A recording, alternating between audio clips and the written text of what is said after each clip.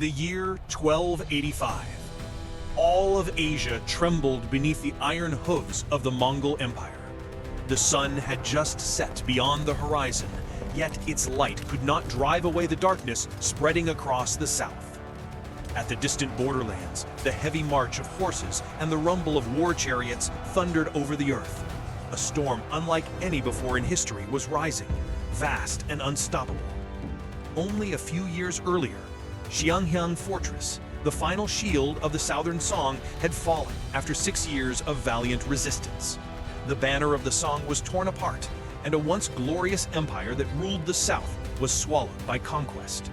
From that day forth, the Yan dynasty reigned supreme, an empire stretching from the Caspian Sea to the Wangha River. Against such a colossus, Đại Việt seemed but a small realm, a fragile piece of land at a crossroads of empires. Yet in the eyes of the Mongols, it was a thorn that refused to be plucked, the nation that had once humbled their invincible armies. 30 years earlier, on this very soil, Đại Việt had shattered the legend of Mongol invincibility. Now, vengeance returned, fierce and unrelenting. If you are one who yearns to uncover the heroic pages of history, the eternal triumphs of our ancestors, then like, subscribe, and join me as we journey back through time to rekindle the spirit of Đại Việt, where every wave, every inch of earth tells a tale of courage and freedom. Prince Tuat Huan, the 9th son of the Yuan Emperor, commanded one of the mightiest armies ever assembled. Mongol cavalry, swift as the steppe wind, Southern Song soldiers, once proud, now serving as vassals, Dali warriors, Khmer archers, and countless conquered tribes. At sea, Almani led the combined Yuan Song navy, the most formidable fleet of its age. It was a vast, multi-ethnic host, disciplined, ruthless, like a flood surging towards the south, toward Đại Việt. Before this tempest, the small kingdom stood fragile and outnumbered. When the Mongol legions crossed the border, northern fortresses fell in flames. The sound of horns and drums shook the skies, and smoke darkened the horizon. The world had once bowed before the Mongol Empire, destroyer of nations and empires. Now that storm descended upon a tiny land in the south. And yet, in that moment of peril, Đại Việt did not kneel. Though small and weak, they took up bows and spears to resist the invaders, knowing the odds. But human strength was finite. Fortresses fell, soldiers dwindled, and the court retreated to preserve what remained. In the royal council, division grew. Some urged surrender, others vowed to fight. Prince Tuat Huan rose and warned, "To resist the Mongols is to embrace death. Should we fail, our people will be slain, our women taken, our nation erased. What worth is pride when all is lost?" But then, Turn Hung Dao, the brilliant general, whose eyes blazed like fire, stood forth and thundered, "If we surrender, the nation is lost. If we fight, we still have a chance to keep our homeland. The Mongols are flesh and blood as we are. Our ancestors once defeated them. I would rather die with honor than live in shame." His words cracked like thunder across the darkened sky, igniting the flame of defiance in the hearts of the Đại Việt court, the spark that would kindle one of the greatest wars of resistance in history.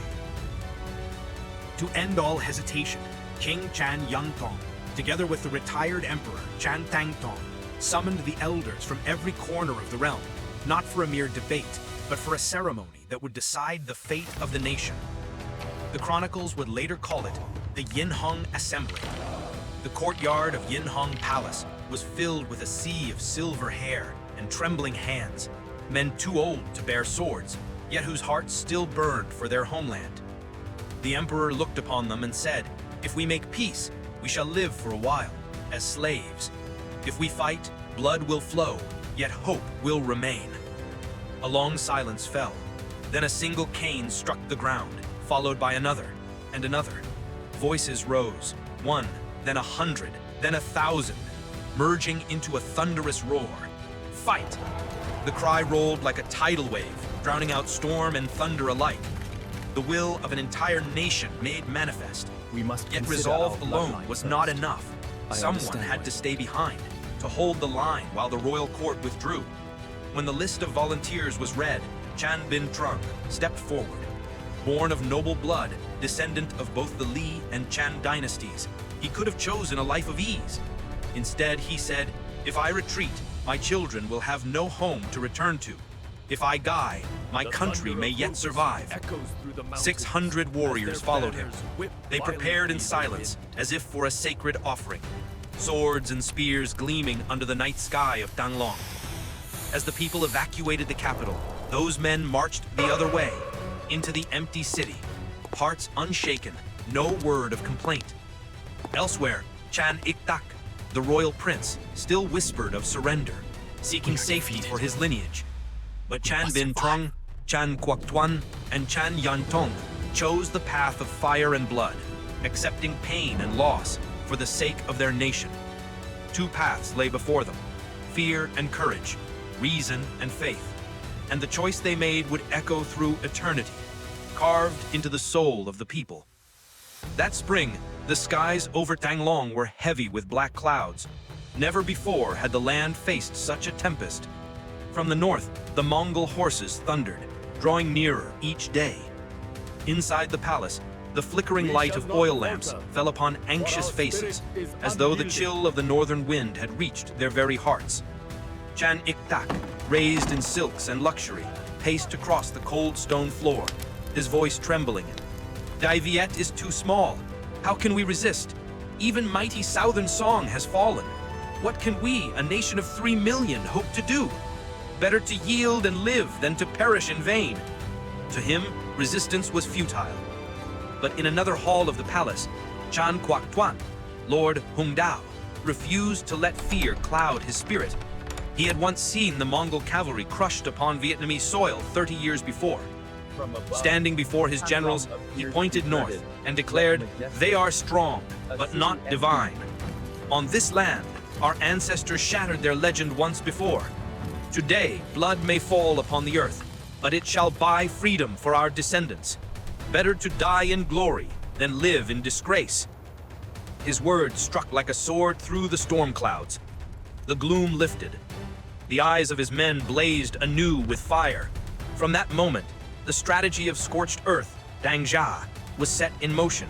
The capital was evacuated, homes and granaries cleared, the land left bare, a kingdom preparing for a war of survival. Danglong, once a 1,000-year capital of prosperity, grew silent.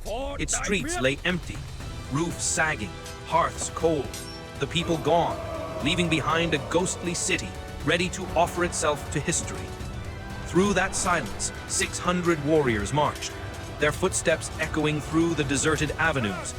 No walls, no reinforcements, only unyielding resolve. At their head rode Chan Bin Trung, the young general of noble blood, his eyes resolute, his silver armor glinting beneath the fading moonlight. He knew that before him lay but one road, the road of death and honor. Day 1, the thunder of hooves. The sky was dark and heavy. From the north, thousands of Mongol horsemen surged forward like a flood. The war horns wailed, the earth trembled beneath their charge, clouds of dust swallowed the light. Chan Bin Trung drew his sword and shouted, "Brothers, behind us lie our homeland, our parents, our wives and children.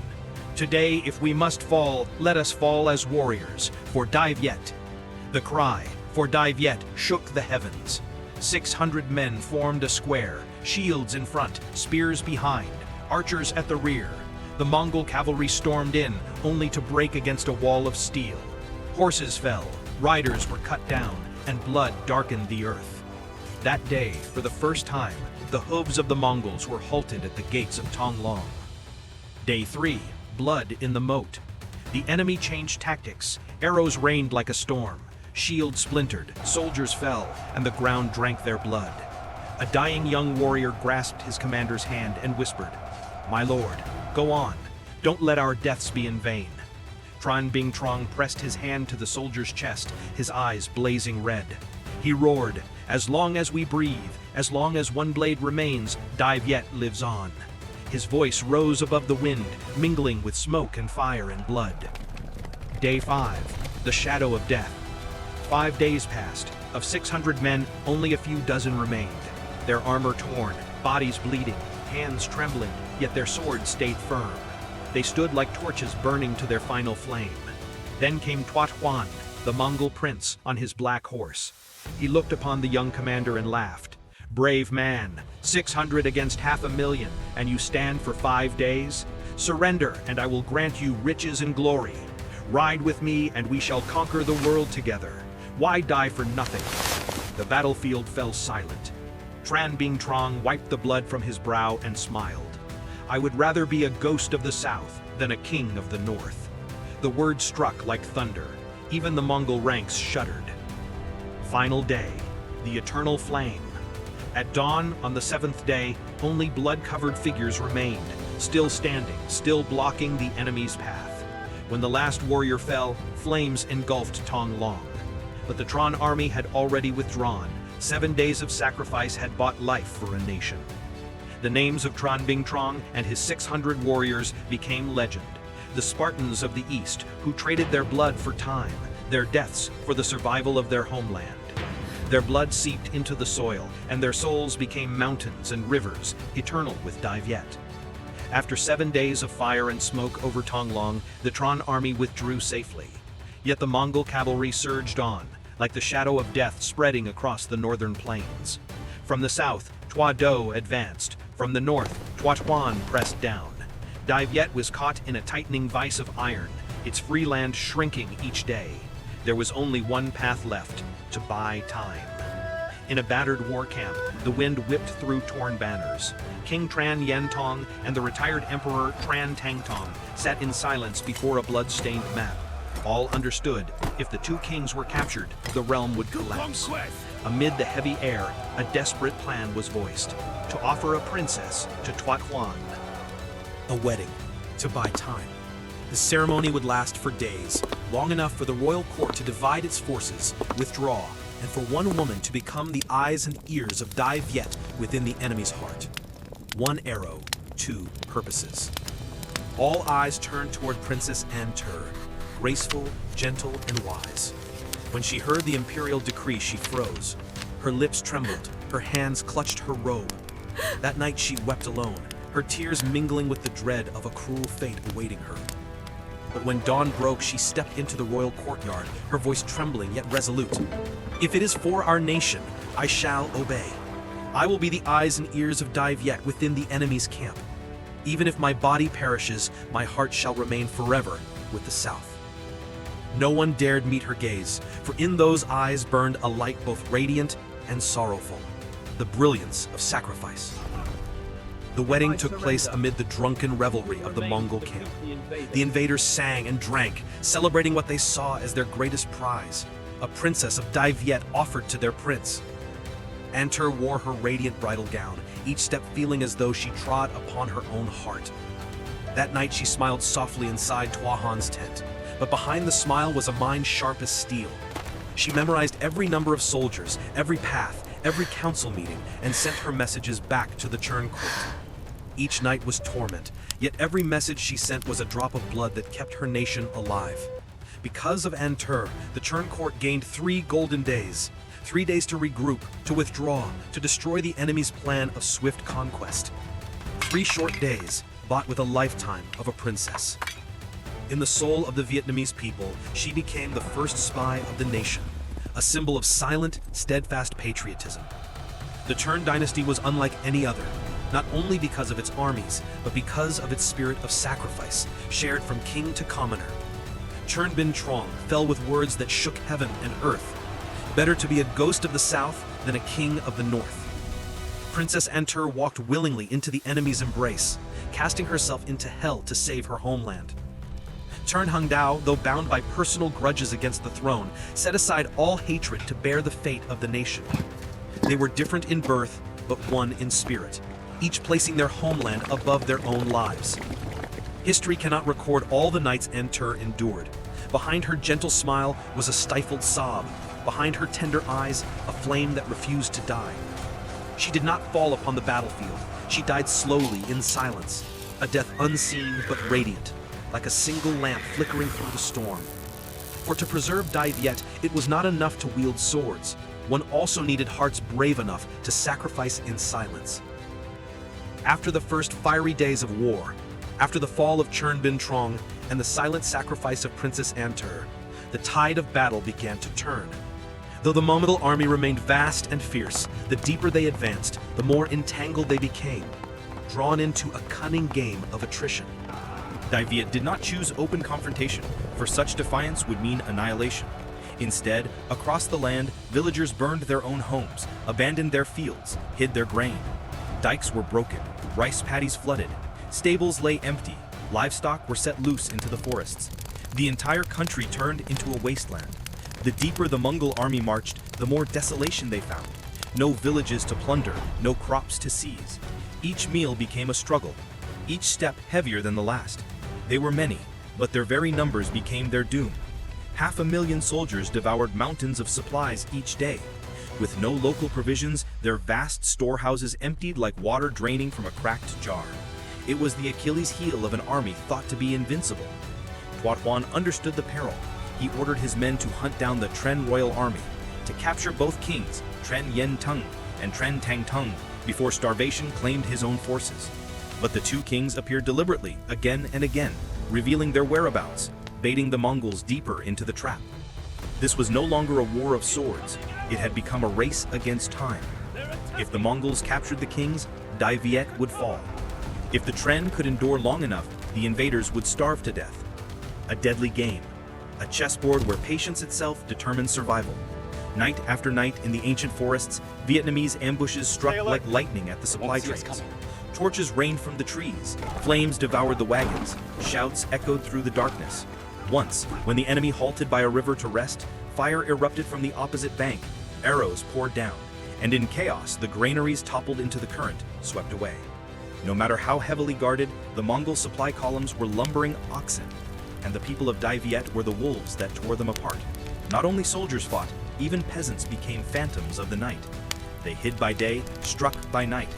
A handful of villagers could steal away hundreds of sacks of rice, enough to starve an entire battalion. In some hamlets, only the old and the women remained, yet they still burned their homes, destroyed their stores, and hid the last grain of rice so the enemy would gain nothing. The entire nation became a battlefield. Every bamboo grove, every river turned into a weapon. Inside the Mongol camps, the air grew heavy. At first they had laughed, boasting of the barbarians of the south. Weeks later, laughter gave way to groans. Horses withered, soldiers collapsed from hunger and disease. The last rations were divided crumb by crumb. Even a morsel of dried bread became precious. In fury, Tuat Huan hurled his sword to the ground. "These people win without fighting. They mean to starve us, not face us." And he spoke the truth. The Mongols excelled in open battle, but they were helpless against the guerrilla war and the unbreakable will of an entire nation. The stand of Tren Bin Trong and his 600 men was now retold in every Vietnamese campfire, a living flame of courage. 600 warriors had bought 7 days, 7 days for the court to retreat, 7 days for the land to prepare the war of attrition. Later generations would call them the Spartans of the East. Indeed, their sacrifice was no less glorious than the warriors of Thermopylae. But unlike the Spartans, the stand at Thang Long did more than immortalize courage. It changed the course of history, allowing Đại Việt to survive against an empire that ruled the world. In the end, when famine and plague ravaged his troops, Tuat Huan had no choice but to retreat. To save himself, he fled in disgrace, hidden inside a copper tube. Thus, Đại Việt, a small kingdom of barely 3 million souls, had defeated 500,000 soldiers of the Mongol Empire, the same horde that had conquered Asia and Europe alike. The War of 1285 was not only a military triumph, but a triumph of spirit, of a nation that chose fire and blood over submission. They had their martyrs like Tren Bin Trong, who traded death for time. They had their heroines like Princess Antur, who walked into darkness to buy 3 fateful days. They had their generals like Tren Hung Dao, who cast aside personal vengeance to bear the fate of the realm. They had their elders of Dien Hung, whose cry of "fight" thundered through the ages. Together, they forged the strength of the Tren dynasty, the strength of unity, sacrifice, and freedom. From their blood was born a new spirit, the spirit of Dong A, not merely a force of arms, but the undying courage to stand against any empire and to give all for the homeland. And ever since, whenever danger shadows this land, the Vietnamese remember the vow of their forefathers: better to be a ghost of the south than a king of the north. That oath still echoes through the mountains and rivers, and eternal anthem of a nation that refused to kneel.